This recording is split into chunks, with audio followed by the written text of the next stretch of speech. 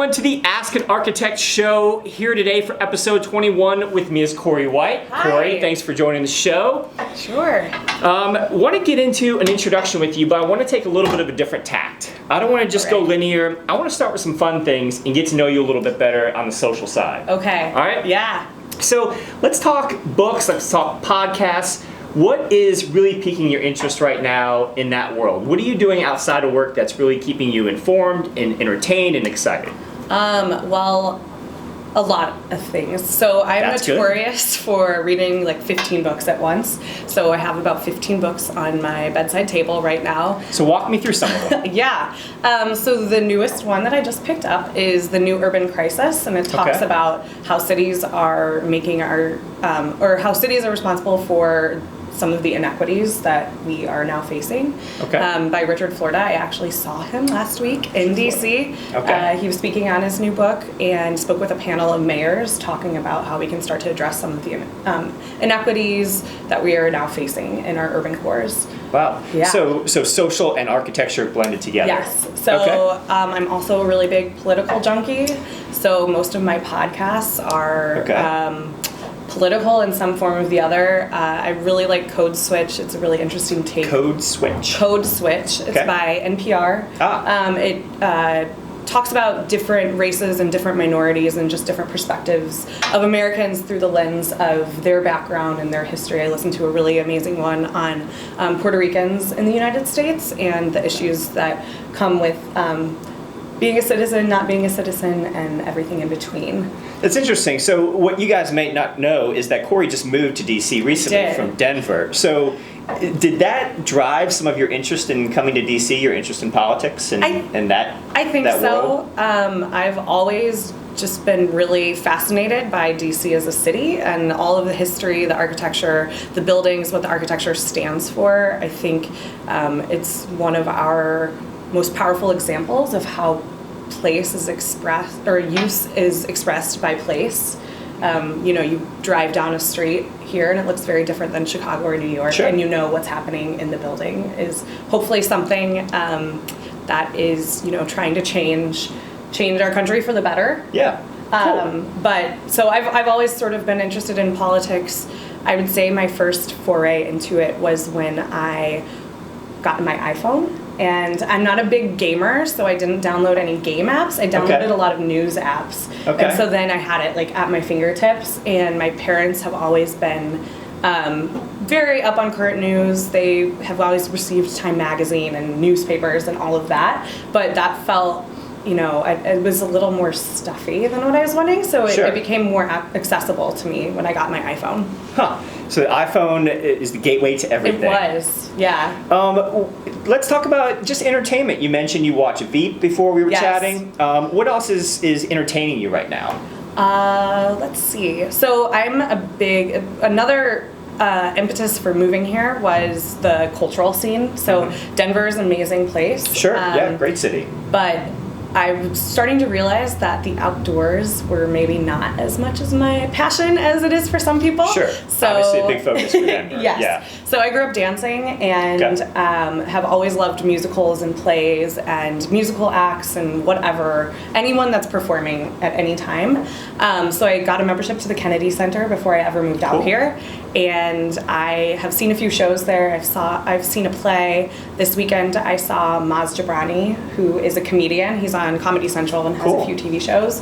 It was awesome. He's Iranian American, and so the focus of it was being an immigrant in the United States. And I will say that I was definitely lost on some of the jokes because they were about his upbringing as an Iranian American with Iranian parents, and it was great because everyone around me understood and was laughing hysterically. So it was really interesting experience. So you mentioned an interest in like dance or performance or whatever it is. If you were to have like a side business of your own or something outside of architecture, is that kind of a world that you would go into? Does it have to be realistic? No, not at all. Like, what else would Korey White do, just so our audience can get to know you a little bit better? Yeah, I have a lot of interests, and I think about this often, and like every other day I'm coming up with like, oh, this would be a great app idea, but I don't know how to develop apps, so I don't move forward on them. So I'm looking for any app developers out there. All right. Contact Korey White. Yeah. call me.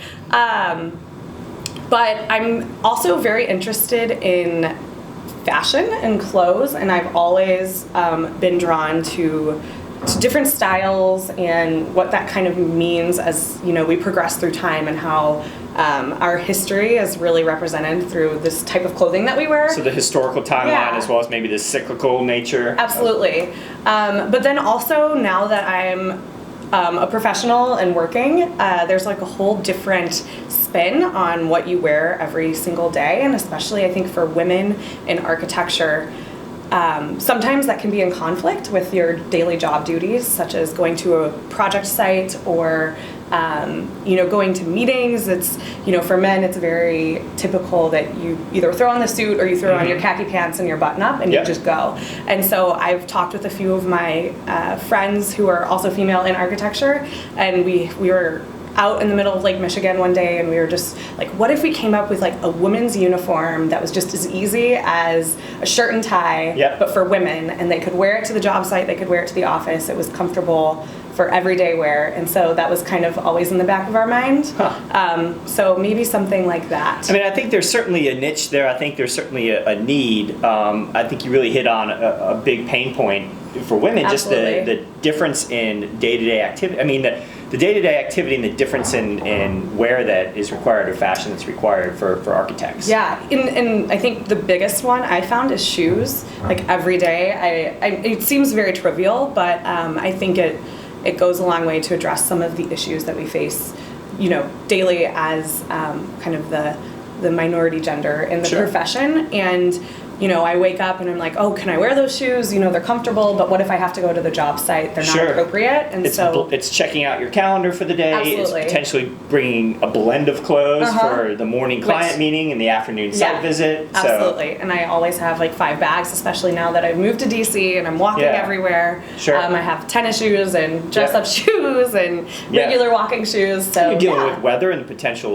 heat differentiation. So anyway, that's really fascinating. I think you got something there. I think you forget the app. Let's go into the fashion. Maybe it can become an app. Yeah. There you go. I know. Cool. So let's get into the architecture. Let's get into your career path a little bit and maybe give some recommendations and some value to the people out there watching. Yes. So someone who is looking for their first job right now, graduation's approaching. We're here. This will probably air early May, late April. Okay. What should somebody be doing right now to prepare for the job hunt and the job search? Yeah. I think the typical things, obviously, get your portfolio together, make sure your resume is in order, have something that you can easily and accessibly send out at any moment's notice. I think the most important thing, and something that took me a while to realize, I applied from undergrad into grad school, and I spent about 7 months on my portfolio, and I will never do that again. I would urge everyone else to not waste the time. Would you say that was over-designing or spending too much time on draft one? It was spending too much time, and I think not necessarily over-design, because that's what we want to do. That's what we're here to do, is be designers, but I wasted a lot of time and I think a lot of opportunity not having something ready to go. So just get a first draft out there that you're happy to share with people, and then go from there and edit it and make the changes. And everything goes through iterations. That's architecture in general. But I think just getting it done and getting it out there, and especially a resume, if anything, have a resume and a few project pages prepared to send out to firm leaders, to people that you've worked with, and friends or mentors. Just have it ready. Sure. So the portfolio, that's the hard copy version. That's couple that with the resume, and that's your standard package, right? But you do something really well that I want to touch on, and that's kind of getting out there, networking, making connections. You obviously do a lot of volunteer work. How can something like that really benefit somebody at the early stages of their career? And maybe what are some suggestions for somebody who's not sure where to start? How do I network if I don't know anybody yet? Yeah. So I think networking is the key to everything. Every job I have gotten has been because of my network. We've heard that multiple times. Yeah, I'm sure. Specifically, every job has been because of AIAS and AIA. I mean, I can't think of a scenario in which I haven't gotten the connection through my volunteer work at AIAS or the AIA. And so I think it's really key to understand how to go about meeting people and to do so in a way that's both serving you and serving them. So you can't just walk up to someone and say, hey, I'm really interested in a job. Sure. You need to sort of bring something to the table as well. And if that's volunteering on a committee or just volunteering your time, maybe they need help with an event or a volunteer to sit at the name 100%. desk. So I think that's really key. And I would say that as a student leader with the AIAS UC Denver chapter as president, I always got that question. And I was always trying to put myself out there, meet people in Colorado, travel to grassroots and forum and make sure that I was meeting as many people around the country as possible. And the best opportunity I had was once you sat on one committee or one board or something where you're giving a little bit more time and dedication, you then met all of those people. So then the next time you walk into a room, you know 5 people. Yep. And then if those 5 people know a few people, then you meet their people. And so then soon you've exponentially grown your network. Absolutely.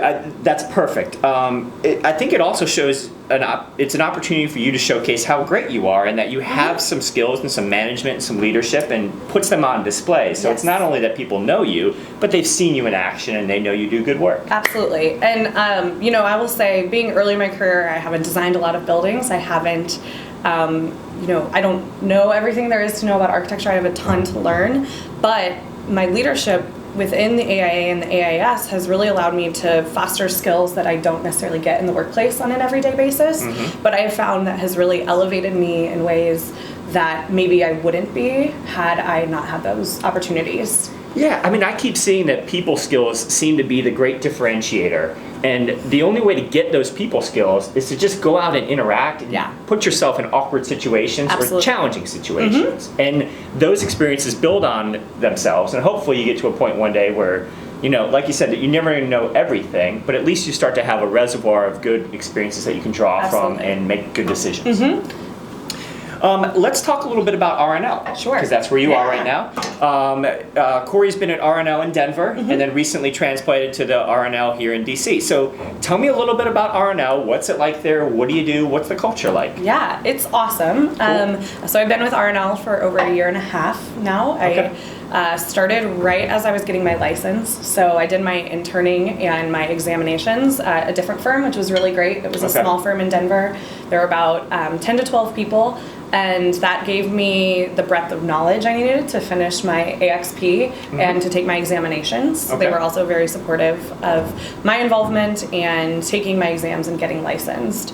And so then when I had completed all of that up, I moved to RNL. It was a hard decision to make, I think, as most people probably because you've been nurtured, that was your incubator at the small firm. And now.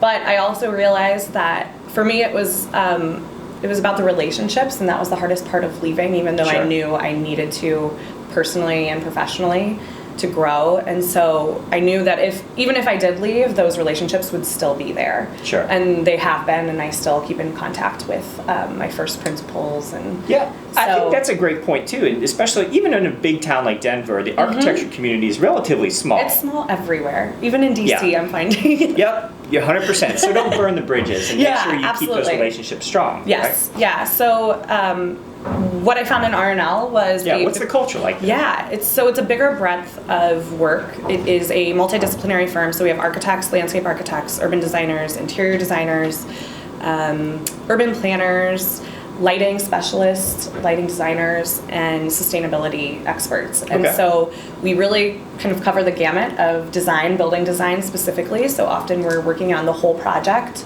So do you like that? Do you like that there's... I love it, yeah.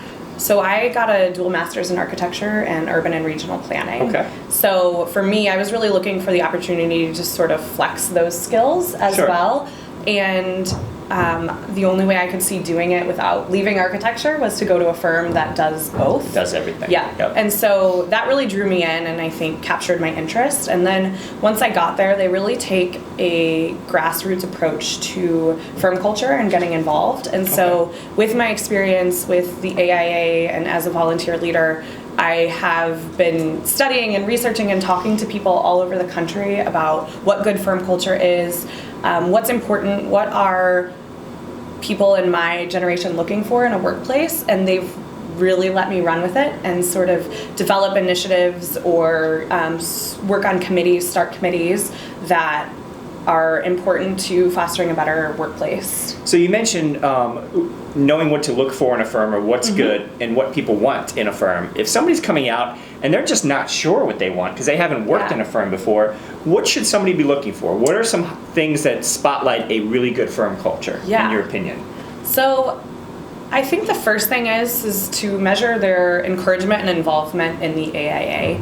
I would say that even if you're maybe not sure if you're interested in being involved, if they support that involvement, then they support involvement in other things. So whether it's a downtown community group or a partnership or Urban Land Institute or just your local soccer rec league, something, I would say that if they're supporting your extracurriculars, that means they're supporting a work-life balance, and that's really key. Yep. And so being in Denver, lifestyle is top priority, I think, for everybody. People move there for lifestyle and not necessarily for jobs sometimes, or move there because they want to live there, and then the job will follow. The job comes follow. So I think that, I got very used to a certain work-life balance, and that's something I'm trying to hold on tightly to. Do you find it's different here in DC, noticeably? Not at RNL, because we still have the same values as our headquarters are in Denver, but all of our offices have the same set of values, and that's really greatly shared across all offices, even though we operate a little bit differently and have our own culture out here. But I think in general, just from what I've heard and what I've seen, it tends to be longer hours out here, or just kind of an always to the grind mentality, which I think is good, but you need to balance it with, getting out there. Like I said, tomorrow or Thursday, I'm going to the ballet, and it's important for me to make sure I leave. And there's certainly the opportunity here. I mean, there's plenty of stuff going on. DC is a really well-rounded city, despite the focus on politics. Absolutely. So, you mentioned the ARE and AXP a little bit. So you've gone through the process relatively quickly in the grand scheme of things. Walk me through it a little bit in terms of your psychology and your motivation. Like, what was driving you through the programs? I don't want to get into the technical side, but what kept you going through, and how'd you get through it so quickly? Yeah, so it was not easy. I'm sure other people have told you that, but for me, I knew the sooner I started from graduation, the better I would keep the momentum of knowing how to study and sticking to a schedule in a rigorous course. So I basically applied for my eligibility as soon as I had my transcript and degree in hand, and it took about 3 months. So I had started studying too, but I was like, I can't study for 3 months while I'm waiting for my eligibility to come through. But so once I got it, I had about 3 weeks of studying. I took a little bit of a break. I had 3 weeks of studying under my belt, so I immediately registered for my first exam, and then I don't know if I did it right or I got lucky, but I passed the first one. Sometimes I think it's a little bit of both. And then I immediately passed 3 in a row. And then I hit a speed bump where I failed my first one. And that was a huge wake-up call because I was always sort of the A student, where I judged my performance based on the grades that I got.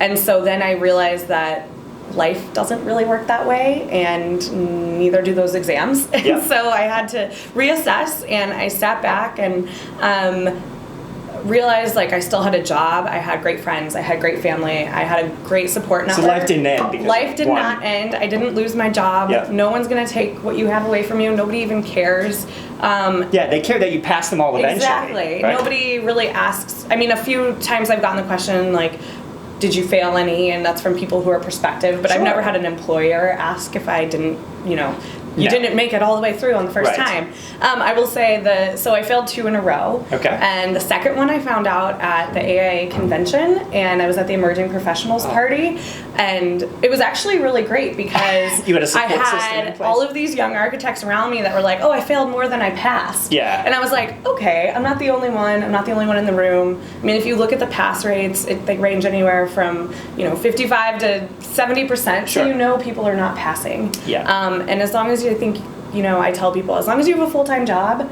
like that's your priority, and Yep. no one, focus on that and then fill it in with the studying, and that's okay. Yeah, you dropped a little nugget of wisdom there that I want to go back to, because I think it's hugely important that a lot of people don't realize, and that's that when people come out and they start to look at this ARE, they think that, they need to go out and get a ton of experience and wait until they've got the breadth of experience and they know everything that could possibly be on the test.